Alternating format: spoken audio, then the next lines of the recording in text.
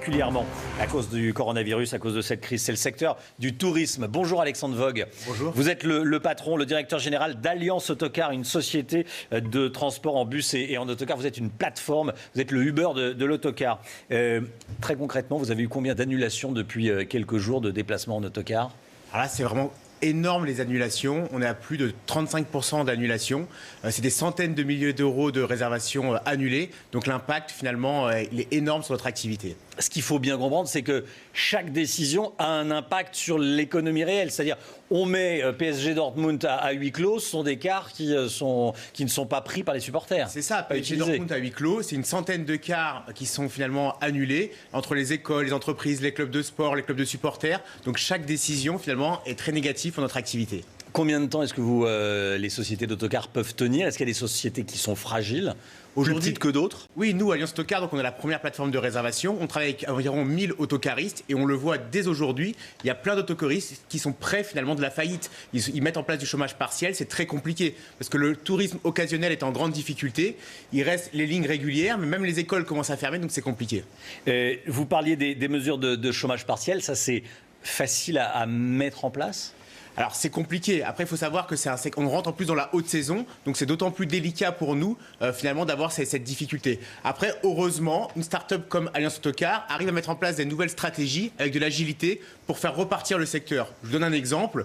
On a mis en place dans les bus du gel hydroalcoolique, des masques, des détecteurs de température. On les nettoie à la vapeur, on les désinfecte entre chaque transfert. Donc on arrive finalement à faire repartir l'activité grâce à ça. Il faut, j'imagine, beaucoup rassurer la clientèle. Oui, les passagers. Alors normalement, en général, par exemple, tout le monde est un peu dans l'attente. Donc on ne sait pas est-ce qu'on réserve pas, on attend. Donc ce qu'on a mis en place de manière exceptionnelle, c'est des conditions d'annulation où on s'est adapté. Par exemple, jusqu'à J-3, on rembourse intégralement s'ils veulent annuler. Alors que normalement, on est à 60% de frais si on annule 7 jours avant. Ah oui, beaucoup plus de souplesse pour les clients, quoi. C'est pour les rassurer, parce que tout le monde est un peu dans l'attente. On ne sait pas trop, c'est comme un particulier, il ne réserve pas ses vacances tout de suite, parce qu'il ne sait pas trop ce qui va se passer d'ici cet été. Alexandre Vogue, la secrétaire d'État auprès du ministre de l'économie, Agnès Pannier-Runacher, sera sur le plateau de la matinale à 8h15. Elle va être interrogée par Gérard Leclerc. Quel est le message que vous voulez lui faire passer, ou peut-être une demande ? Je pense qu'il y a une hystérie générale autour du coronavirus. Il faut finalement que tout le monde reprenne un petit peu conscience qu'il faut continuer à vivre. Alors heureusement, on a des déplacements. Je donne par exemple un exemple, les autocars. Aujourd'hui, on a beaucoup de monde qui ne veut plus aller en gare, qui ne veut plus aller en aéroport et qui finalement se tourne vers les autocars pour pouvoir se déplacer. Donc je pense que non seulement il faut rassurer les gens, et en plus il va falloir aider financièrement énormément d'entreprises qui sont proches de la faillite. Gérard, vous avez entendu, Alexandre Vogue parle d'hystérie générale. Oui, lui demander aider les entreprises, quelle forme ça pourrait prendre ? Alors, il y a déjà des mesures qui ont été mises en place et qui permettent d'aider. Je pense par exemple au chômage partiel, ce genre de choses. Mais quand même, malgré tout, il faut que le carnet de commandes reparte. Sinon, de toute façon, on a beau mettre des gens au chômage partiel, ils ne reviendront pas. Donc ça peut être des aides financières ou alors tout simplement une politique pour encourager, non pas à annuler tout ce qui se passe, mais au contraire à réactiver l'économie. Merci beaucoup Alexandre Vogue d'être venu nous voir ce matin. Merci. Dans la matinale. Tout de suite, la question du jour, on va parler du télétravail.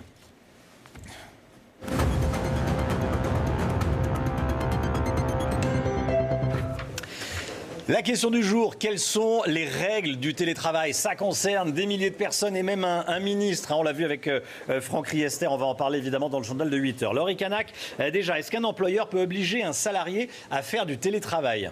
Alors oui, il le peut, mais seulement à certaines conditions. D'abord, que l'emploi il soit compatible avec le télétravail. Ensuite, qu'il y ait des circonstances exceptionnelles. Et ça, c'est le cas en ce moment avec le coronavirus, notamment s'il y a un employé qui est de retour d'une zone à risque ou s'il a des symptômes particuliers. Pourquoi il le peut ? L'employeur, pour éviter qu'il y ait une propagation du virus dans l'entreprise. Le télétravail, il peut aussi être demandé par un salarié, et cela toujours si l'emploi il est compatible avec le télétravail. Et si l'employeur refuse, il doit motiver sa décision.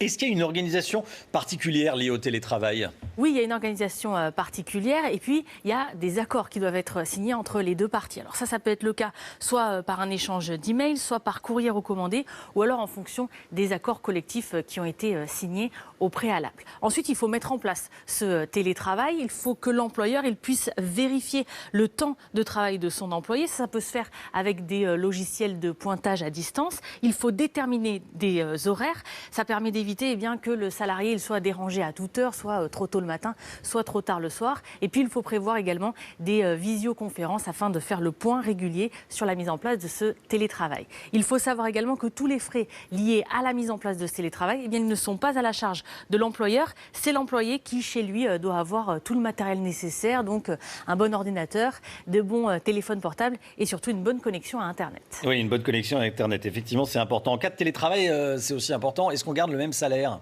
Oui, on garde le même salaire et on garde également les mêmes avantages, c'est-à-dire un accès au comité d'entreprise, c'est-à-dire des chèques vacances. Et également, il faut savoir que les employés, même en télétravail, ils ont le droit d'obtenir des titres de restaurant. Merci beaucoup, Laurie Canac. Tiens, on a un patron avec nous, Alexandre Vogue. Vous avez mis en place des solutions de télétravail pour certains de vos employés. Vous avez été obligé ou pas ? Alors, nous, on le pratique déjà parce qu'on est une start-up, mais évidemment, il y a des personnes qui restent chez elles et qui font du télétravail, quoi. C'est souple ? Oui, le télétravail fait partie des mœurs. Évidemment, ça s'accentue avec les grèves, ça s'accentue aujourd'hui, mais forcément, c'est quelque chose qu'on a pris en considération en 2020. Et qui se développe. Merci beaucoup, Alexandre Vogue.